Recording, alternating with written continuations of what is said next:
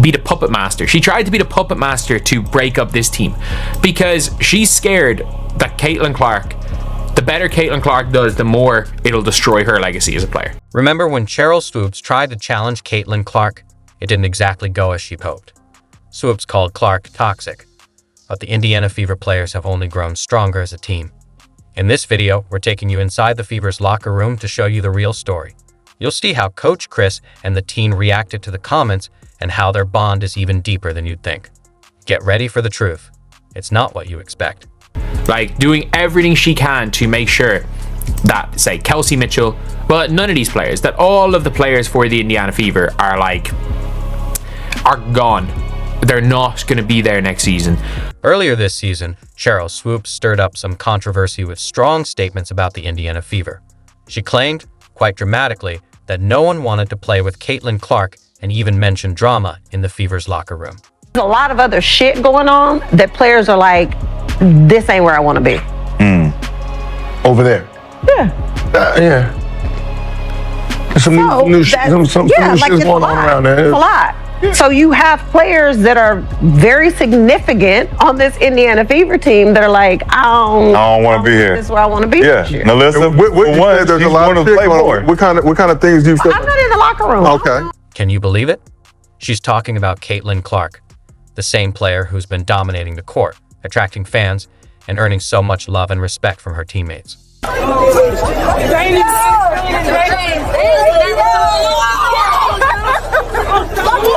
Sorry, I'm sweating.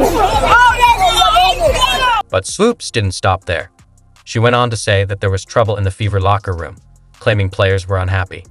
As if that wasn't enough, she even suggested Kelsey Mitchell should leave the team, accusing the organization of mishandling her. Personally, here's where I think they didn't do a very good job, and that was with Kelsey Mitchell, who's an unrestricted free agent, because Kelsey Mitchell had a hell of a season this season, and I don't think she got the credit that she deserved. But you said it, there was so much she had to deal with and manage, not just Caitlin, but Kelsey and Alyssa and Erica Wheeler. If you're a Fever fan, you're probably fuming right now. Stephanie White, the team's general manager, quickly fired back, shutting down the rumors with a strong message. Kelsey Mitchell isn't going anywhere, and the team is being built around her. It was White's way of saying, nice try, Swoopes, but we're not buying what you're selling. And Kelsey Mitchell, who I think has weathered the storm of Indiana Fever basketball, and I felt like had the best year of her career, this year. And really, when you think about teams, you think about a core three, right? You think about a big three, and to be able to work with that big three, and continue to work and put pieces around them to compete for a championship, back in my home state, it couldn't have aligned any better. You're probably wondering, how will the Fever handle all this? Well, if there's one thing we know, it's how tight-knit this team is. Swoopes' comments are definitely going to test that bond. You'd expect a situation like this to cause chaos, right? So here's the big question. How will the Fever respond? Trust me, what happens next is going to surprise you. The team's reaction is not what you'd expect. It's backfiring so badly because the Indiana Fever seem to be, as far as team are concerned, one of the closest teams in the entire WNBA. The Indiana Fever just took team chemistry to a whole new level. Coach Chris Side walks into a locker room full of fresh faces, and you might expect drama to follow, right? But here's where it gets interesting. While Coach Side might not have been the most perfect strategist, she was absolutely brilliant when it came to building teamwork. She had a special talent for creating a strong, unified group, always looking for that key ingredient to turn a bunch of players into something truly powerful. And guess what? She found it.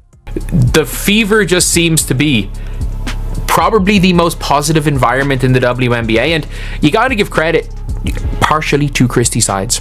Like, you got to give Christy Sides some credit for that, because this could have been an absolute disaster. Take Erica Wheeler and Lexi Hull, for example. These two aren't just standout players on the court. They're the teammates who elevate everyone around them. They're the glue that keeps the team strong, always ready to have each other's backs. Coach Side recognized that special spark in them from the very beginning.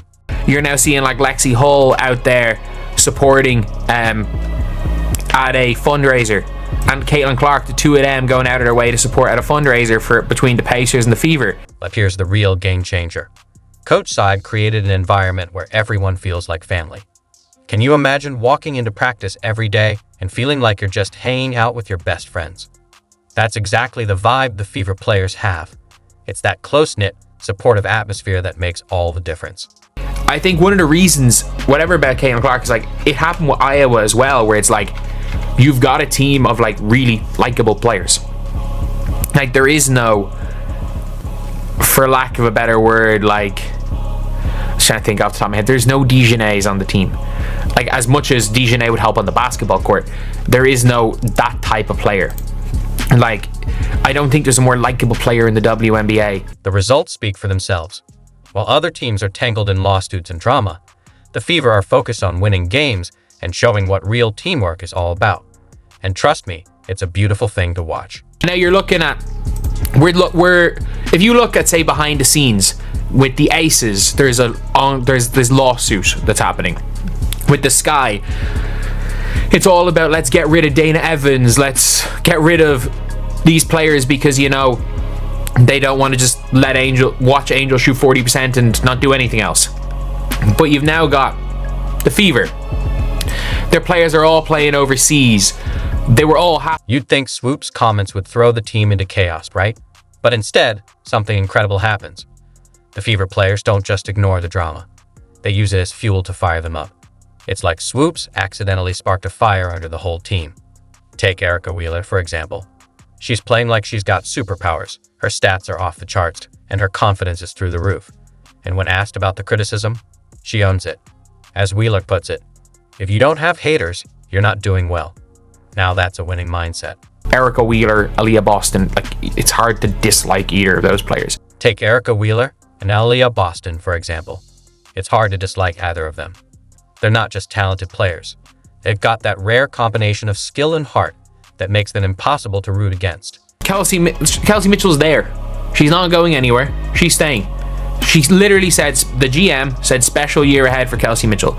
Does not matter if she's an unrestricted free agent. The core rule is a thing, and Sheryl Swoopes knows it. It's not just Wheeler stepping up her game. Lexi Hull is out there showing off skills no one expected, making plays that are leaving fans and opponents in awe. She's taken all that negative energy and turned it into pure basketball magic. And what about Kelsey Mitchell? Remember how Swoopes suggested she should leave? Well, Mitchell's response is crystal clear. She's not going anywhere. If anything, she's more committed to the Fever than ever, and her loyalty is inspiring the entire team. You're now seeing like Lexi Hull out there supporting at a fundraiser, and Caitlin Clark, the two of them going out of their way to support at a fundraiser for between the Pacers and the Fever. And you're seeing like these two organizations that are really linking. They're really getting involved with the community. But here's the real kicker. It's not just what's happening on the court. The Fever players are making an impact off the court too. Lexi Hull is out there at community events, side by side with Caitlin Clark at fundraisers. They're not just teammates, they're a united front, showing the world what true team spirit really looks like. Sheryl Swoopes, as soon as she realized that people weren't going to believe the stuff she was saying, it was like she thought that, you know, she has the ability to be the puppet master. She tried to be the puppet master to break up this team. So how did the Fever players respond to Swoopes' accusations? They didn't just prove her wrong. They're rewriting the playbook on team unity. Every game, every practice, and every community event is a message. They're showing the world that they're not just a team, they're a family. Like, she'll be sometimes eating a meal, like she'll be just eating out and someone will pay, a fan will just say, no, let me pay for her meal. Like, but the best part of this story, the fans, they're not just sitting on the sidelines. They're right in the heart of this amazing turnaround. Social media is buzzing with support for the Fever, and fans are showing up to games with homemade signs, cheering louder than ever. It feels like the whole city of Indianapolis is rallying behind their team. Go Fever! Go Fever! Go Fever! The connection between the Fever and their fans is something truly special. It's no longer just about basketball. It's about a community coming together to lift each other up. The energy in the arena is electric, and it's driving the team to new heights. The Fever's unity is inspiring, but there's another story unfolding behind the scenes. It's about a basketball legend who seems to have lost her way. How does someone go from being on top of the world to, well, you're not going to believe what happens next. Six-time WNBA All-Star was inducted into the National Basketball Hall of Fame. You know, things weren't always the best, things weren't always easy, but I always found a way to come out on top. Let's take a step back and look at Sheryl Swoopes' incredible career. We're talking about a true basketball icon here. 3 Olympic gold medals, 4 WNBA titles. Swoopes was the kind of player who could light up the court and leave fans in awe. She was living the dream, right? Her players reportedly transferred to different programs, and this year, a reported 10 of the team's 12 players aren't planning on coming back. Just because you are a great player doesn't make you a great coach. But then something changed. Swoopes transitioned into coaching at Loyola University, and things quickly took a turn for the worse. You might be thinking, asterisk, how bad could it be? Asterisk, well, get this. In allegations that she mistreated players. It was the environment she created. I was belittled, humiliated, made to feel extremely small. You heard that right, minus 10 out of 12 players asked to transfer. That's not just a red flag. That's a whole parade of red flags. So, what was really going on behind closed doors? One player spoke out, and what she had to say is pretty shocking. She claims Swoopes made her feel belittled and humiliated. Can you imagine? Because she's scared that Caitlin Clark, the better Caitlin Clark does, the more it'll destroy her legacy as a player. The same Swoopes who once inspired players now seem to be tearing them down. Fast forward to today, and she appears desperate to stay in the spotlight, but instead of lifting others up, she's trying to bring them down. It's almost like she's forgotten what made her great in the first place. And the unfortunate reality of it is that the only thing that is destroyed the legacy of Sheryl Swoopes is Sheryl Swoopes. I think we can all just be honest about that. So how is Swoopes' behavior affecting her basketball legacy? It's not looking pretty. All those incredible achievements, the medals, the titles, the records, are starting to fade into the background. What's taking center stage now is this new, controversial version of Swoopes. Think about it. When you hear her name today, what comes to mind? Is it her unforgettable plays on the court, or is it her harsh comments about Caitlin Clark and the Fever? For many fans, it's the latter. The only thing that is shown, that is destroyed her legacy, is her showing people like some of the worst sides of her. It's like, I always call it doing a Paul Pierce. Paul Pierce is one of the 75 greatest NBA players of all time, but he says so many ridiculous things in the media that people remember him saying he's better than Dwayne Wade. People remember some of the stuff that he said when he was on ESPN more than they remember. Basketball analysts are noticing it too. They're saying Swoopes' recent behavior is overshadowing her legacy as a player. Some even suggest she's trying to undermine others because she's worried about her own reputation. It's like she's playing defense against her own legacy. But here's the real kicker. While Swoopes is focused on tearing others down, she's only damaging herself with every negative comment and every attempt to stir up drama. It's slowly chipping away at the incredible reputation she built as a player. Destruction. Get her the fuck out this conversation. You're playing the role of someone who is attempting to tear down greatness, marginalize greatness, even if it comes at the expense of your own legacy, just because you don't want to admit that you were wrong. Ladies and gentlemen, Caitlin Clark is dominant. She is doing something literally that the league has never seen before. Remember when we used to talk about Swoopes as one of the greatest to ever play the game? Now her name is starting to be more closely linked with controversy than with championships.